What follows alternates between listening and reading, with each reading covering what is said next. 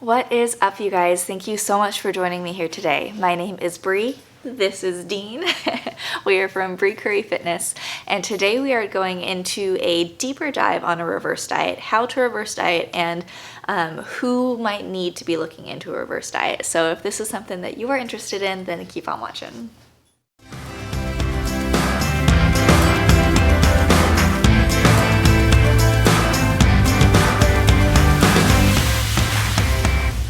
Alright, so I've already made a video explaining what exactly a reverse diet is, so if you haven't seen that and you're curious, I will link it down in the description bar so you can check that out and just kind of get the basic overview on a reverse diet. I do want to start this off by saying that every reverse diet is going to be an extremely individualized process. Like, it's going to look different for every single person. So a lot of the information I'm going to be giving you today is going to be very, very general. It might not work exactly the same way for you. This is just something that is going to be more of a good starting point for you, somewhere that's going to give you some of the information that you might need and just allow you to make an informed decision as to whether or not you might want to go on this journey for yourself. All right, so starting the reverse diet process, the very first thing you want to do before you even begin is going to be take progress pictures and body measurements. Now, body measurements can be anything from waist measurements. You can use a scale. I wouldn't super recommend relying on a scale unless you have a body comp scale, but even those are notoriously inaccurate. They will definitely show you a trend. You can definitely see if your body fat is trending upwards or downwards and your muscle mass is growing or decreased, like whatever, but I don't super love them anyway. It's a good baseline to have, but definitely don't fully rely on the scale. You can do, like I said, you can do body measurements. If the actual number freaks you out, then you can use a ribbon and just take measurements the same way you would with a measuring tape, but just cut the ribbon where you are, put them in a notebook, make sure you're writing down the date, which body part it is, and then as you go through this reverse diet, you can kind of compare the ribbon lengths and things like that. So just making sure that you have documented where your baseline is.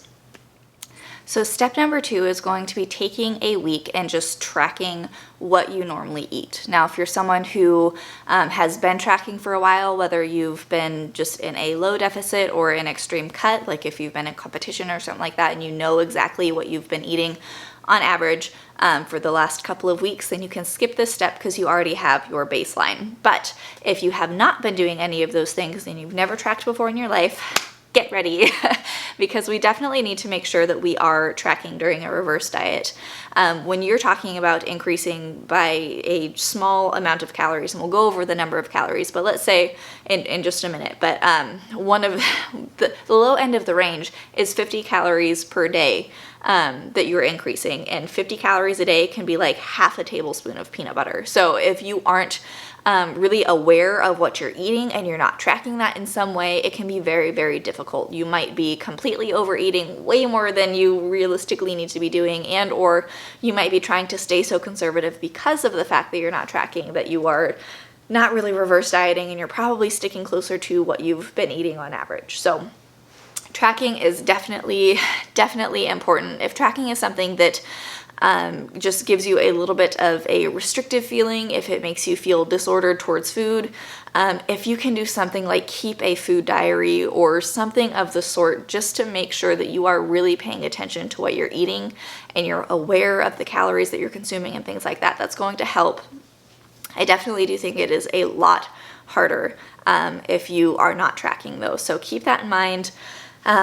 Someone who does tend to have like more of a disordered feeling around food when they do track, this might be a bit more difficult for you to do, and it might be, I don't know, it might be something to consider, maybe seeing if you can retry tracking food, especially because right now we're increasing, right? Like, we aren't trying to take away anything. We aren't trying to stay under a certain limit. Right now we are really increasing. So if you have been in a deficit before and you had to track for that, and that's what really made you feel restricted and just gross about the whole process, maybe try for a week, for this 1 week to just see where you're at with it. See if doing this increase in calories maybe changes that relationship a little bit. Obviously, if it doesn't, that's not something that you want to be doing long term, because that is not going to repair your mindset or relationship with food. It's going to definitely restrict it a lot more. But maybe challenge yourself a little bit and see if doing the reverse diet process gives you a little bit of a different focus. So that being said, we need to find out what our baseline is, what we've been eating to start with. So that would be technically step number 2 in our starting a reverse diet process.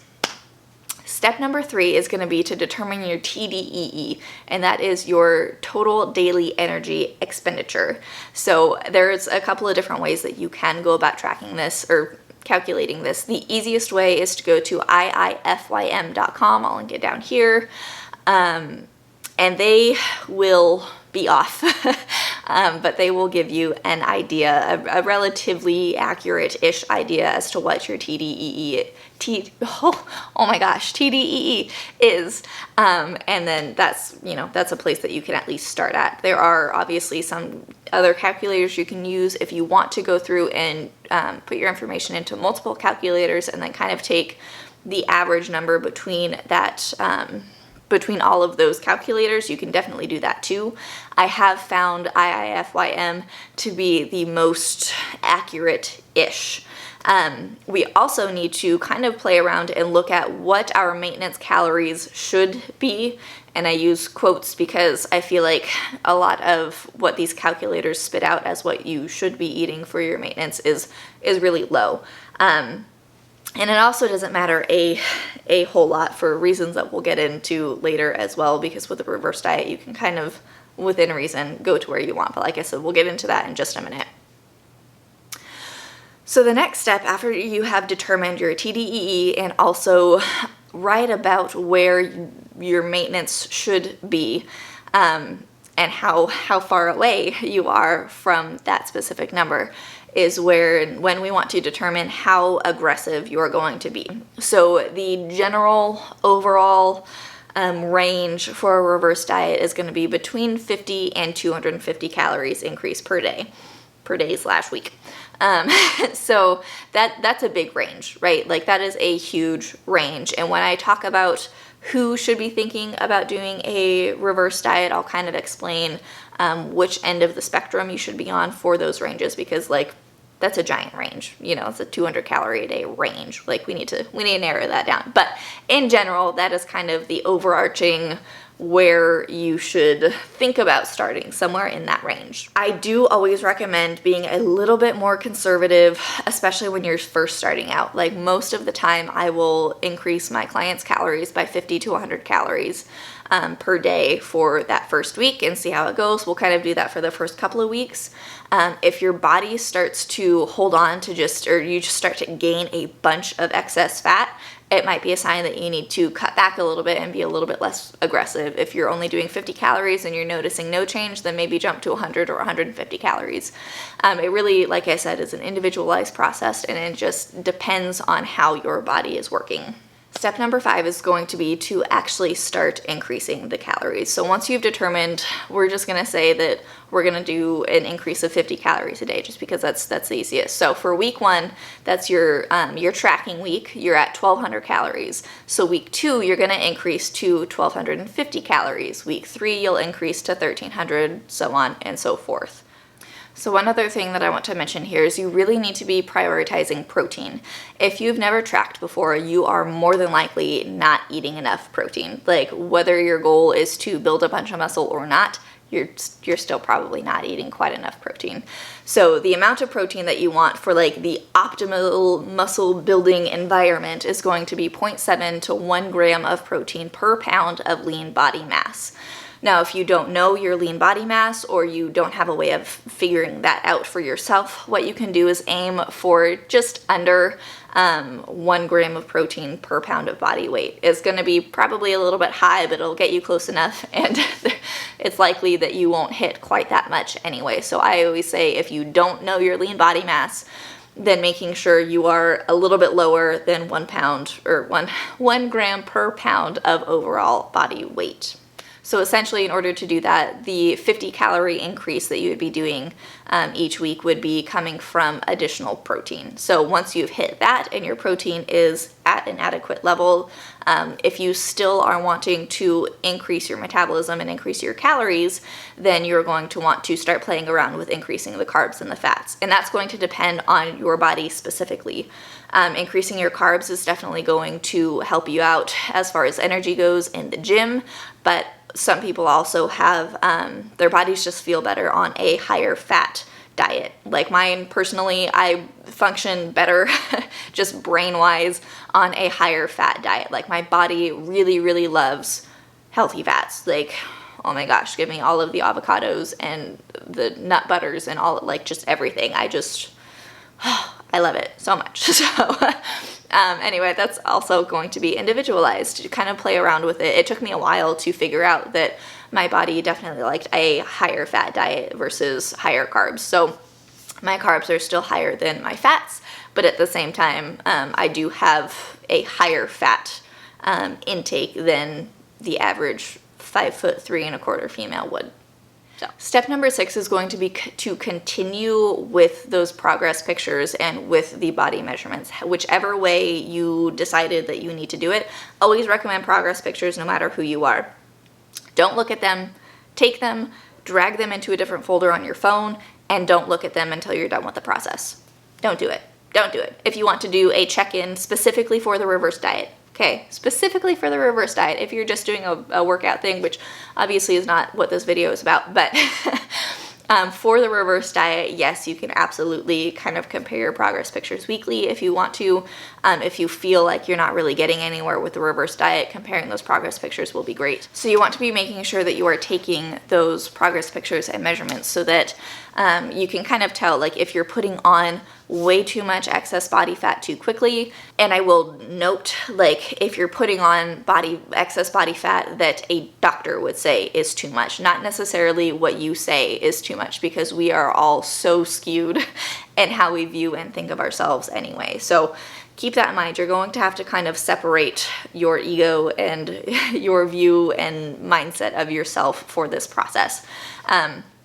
But the progress pictures and body measurements can kind of help show you whether or not this is the right way for you to be going, if you need to adjust the calories, if you need to go from, increasing 100 calories every day / week to maybe cut it back to increasing 50 calories every other week, kind of a thing, and playing around with it. So again, very individualized, but the progress pictures and body measurements are going to help you kind of keep track of where your body's at and what you need to adjust.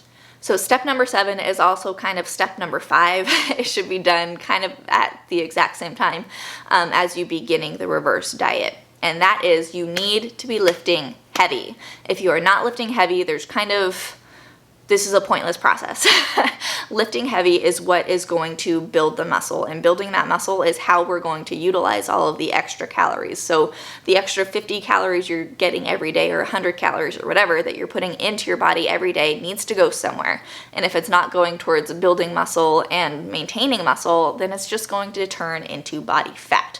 So that is why we really, really, really, really, really need to make sure that we are continuing to lift heavy. And lifting heavy is a very, very relative term. It's going to be different for everyone depending on where you're at, your history with working out, any injuries you've got, all of these things. It's going to vary from person to person. Again, individualized process. But the general rule of thumb is if you can do 8 to 12 reps, your last 2 or 3 reps are going to be really hard, but you can maintain your form. Maintaining that form is so important. Otherwise, you're going to hurt yourself. So you do definitely want to be pushing yourself in the gym during this time. We are getting those extra calories in. We're getting a bunch more protein. We're getting carbs. We're getting all of the good things that we need to build the muscle. So we need to be utilizing that energy. The other thing to note is cardio. If you're doing a reverse diet and you're doing a lot of cardio, you need to be cutting that back. Cardio is something that sends the signals to break down, and lifting is sending the signals to build. So we want to get away from the breaking down and we want to move towards the building, because again, that's what's going to utilize those extra calories.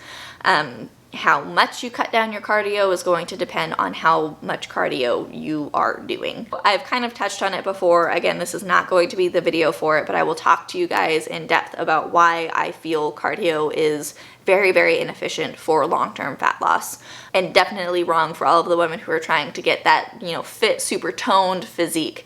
Cardio is not what you want to be doing for that. Like, please stop. Anyway, maybe not stop completely, but cut it back, start lifting. So for the reverse diet purposes though, you really want to make sure that you are cutting that back. If you're running 5 days a week, cut it back to like 2 or 3 and make sure you're incorporating those resistance training sessions.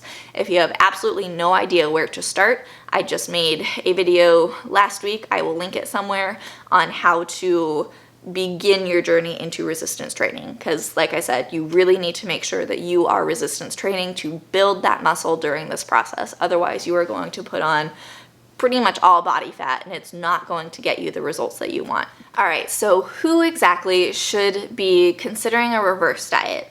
This obviously is going to change from person to person, but the 4 main types, I guess, of people, categories of people that I would recommend do a reverse diet are: 1, those who have been in an extreme cut for a long period of time, such as, you know, bodybuilders or competitors of some kind. They generally have to go through very, very extreme, restrictive, harsh cuts for months and months in order to be competition ready. So someone like that should definitely, or someone who is in that situation should definitely consider a reverse diet to get back up to their former maintenance calories. Number 2 would be someone who has been chronically under eating. If you have had your standard calorie intake be like sub 1,400 calories a day, I would recommend going through a reverse diet, especially if you are sub 1,000 calories a day. Like, buddy, you are not getting enough nutrients from that number of calories. So that, I mean, that kind of describes it as well. If you're someone who is not eating enough to get the proper nutrients that your body needs from that number of calories, then you should really be considering a reverse diet. Someone else is someone who has been dieting for a long time. Like, if you've been on a diet for over 6 months, or just in a deficit in general for more than 6 months, even if it's low to moderate, you might want to consider a reverse diet as well. And then the last person is someone who just kind of wants to be able to eat more while maintain their current physique. So they just want to increase their maintenance calories. So as far as who should be more aggressive and who should be taking it a little bit easier, I would say there's a recovery portion and there's also like the reverse diet portion. And that recovery portion is going to be for those who have, you know, been in that extreme cut for a super long time, or have been chronically under eating for a very long time and their calories are kind of dangerously low. Anyone in those 2 categories should really consider taking a more aggressive approach to this, because that insanely low number of calories can be doing a lot of harm to your body, and you've probably really screwed up your metabolism at this point. Maybe not screwed up, it's all fixable, but you've really slowed down your metabolism at this point. So we really want to get you back up to a healthy number of calories as quickly as possible.